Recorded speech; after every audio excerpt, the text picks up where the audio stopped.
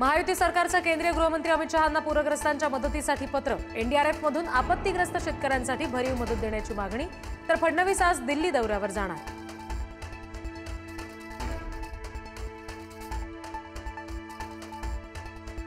शेतकरी कर्जमाफीसाठी उद्धव ठाकरे आक्रमक। 7/12 कोरा न केल्यास रस्त्यावर उतरण्याचा इशारा।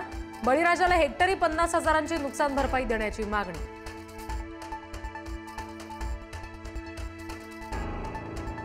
सततच्या अतिवृष्टीला कंटाळून सोलापूरच्या बार्शी तालुक्यातील 2 शेतकऱ्यांची आत्महत्या। अतिवृष्टी आणि नापिकीमुळे आत्महत्या करत असल्याचा चिठ्ठीत उल्लेख।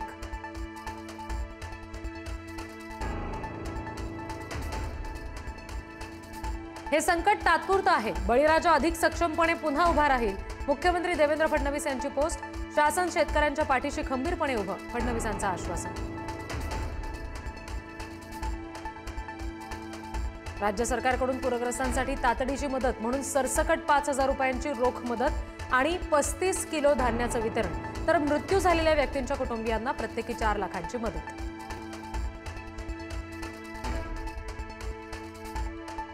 गोदावरीच्या पुराने नांदेडमध्ये हाहाकार। हजारो हेक्टर जमीन 4 दिवसांपासून पाण्यात। शेतामध्ये पाणी साचल्यामुळे पिकं सडली। शेतशिवारात स्मशान शांतता।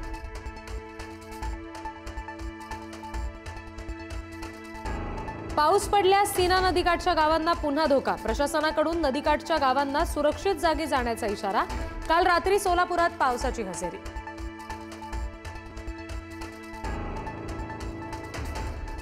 सोलापूरच्या माढा तालुक्यातील वाकाव गावात पूरस्थिती गंभीर। गावकऱ्यांना पाणी वगळता अजूनही कोणतीही मदत नाही। तर सीना नदीला आलेल्या पुरामुळे सोलापूर विजापूर महामार्ग 3 दिवसांपासून पाण्याखाली।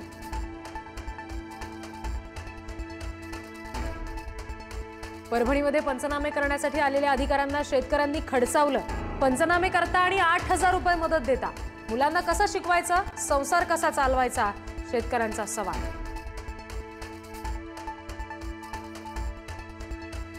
सोलापुरातल्या तिरे गावात अजूनही घरांमध्ये पुराचं पाणी। कुटुंबानं मुलीच्या लग्नासाठी जमवलेलं सगळं साहित्य वाहून गेलं। आता लग्न तरी कसं करायचं, मायलेकींना अश्रू अनावर।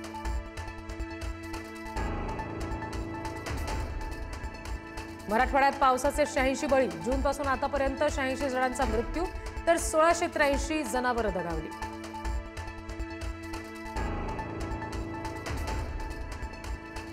राज्यातील सर्व शिक्षक संघटना एका दिवसाचं वेतन पूरग्रस्त शेतकऱ्यांना देणार। शालेय शिक्षण मंत्री दादा भुसे यांची माहिती।